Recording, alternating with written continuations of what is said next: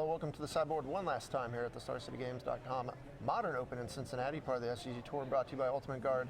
Nick Miller with Mullins. Now, Mullen, we had a deck tech yesterday, earlier in the day, and now you're back here in the sideboard with a trophy, which you know what? I'm it's always good glad to do that. Congratulations. Thanks, appreciate it. Now, I got to say, early on in day one, I came over and talked to you and asked what you were playing. You said, I'm on this humans deck. I said, okay, so you got Collected Company in this? And you're like, no Collected Company. We're on Aether Vial, all humans. Yeah. And I was like, well, we're going to want to talk about this deck. And you said, let's hold off on the deck tech until we play a few rounds. I told you I wanted to play a few rounds to see whether or not I had made a massive mistake. And I guess I didn't. It does not appear as if you made a mistake. You did not lose a match this weekend. You 14-0'd into a scoop to a friend in round 15. We wanted you to go 15-0 for, well, yeah, sake, I know that there are some people rooting for that, but sorry, guys. So what's the deal with this deck? Kitesail Freebird looks great. Meddling Mage, I can't remember the last time main deck copies of that card was in a open winning deck, but looks very good here.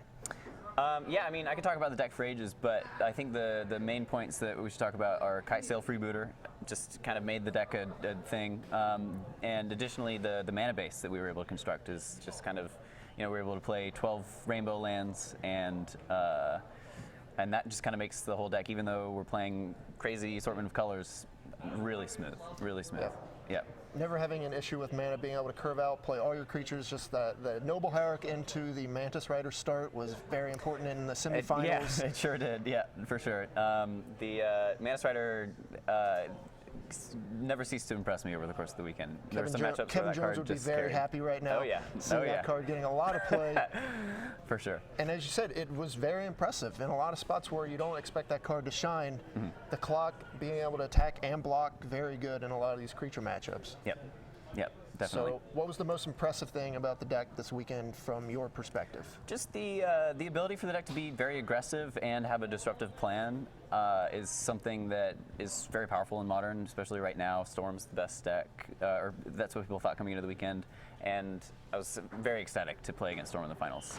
Having a free win, basically, game one against most Storm players seems pretty good. I looked at my opening 7, and there was an Anafenza in there.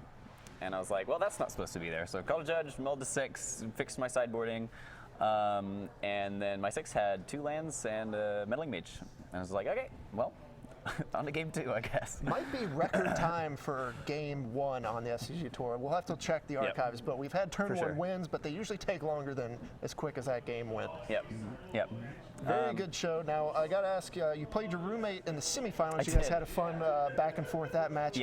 But he told me today that he shipped you this list originally, said, this is what you should play in the Open. The story there is he sent it to me on Monday, and he was like, Collins, this is going to be the next deck that you play in Modern. And I was like, all right, I've seen kind of what this deck's about, and I ignored it until Wednesday.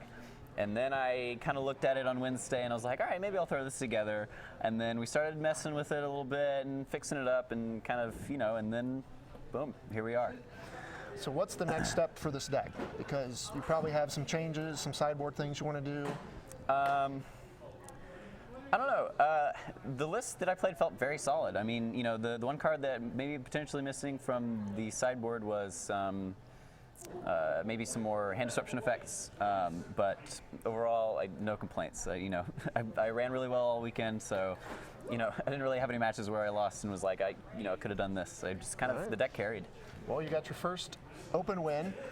First, I believe, win for the Lotus Box team, which you're a part of. And you got something you want to plug as well. We wanted to talk about this during the podcast. Definitely want to thank my team. Being on Team Lotus Box has been phenomenal for me, and the whole team has been doing great. So I definitely want to thank all the guys there. Second of all, I want to plug my podcast. I'm on a podcast. It's called MTG-Grindcast. Easiest way to find us is probably on Twitter, MTG_Grindcast.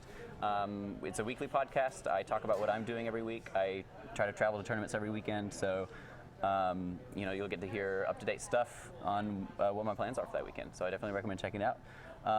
Follow MTG_Grindcast on Twitter, and you can follow me as well at Collins Mullen.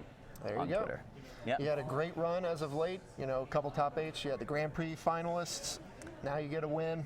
Got to be feeling pretty good. I've been on a crazy streak lately, so I'm feeling good. All right, congratulations. Sure. Thanks. I'm going to send it back over to Cedric and Patrick one last time here in Cincinnati.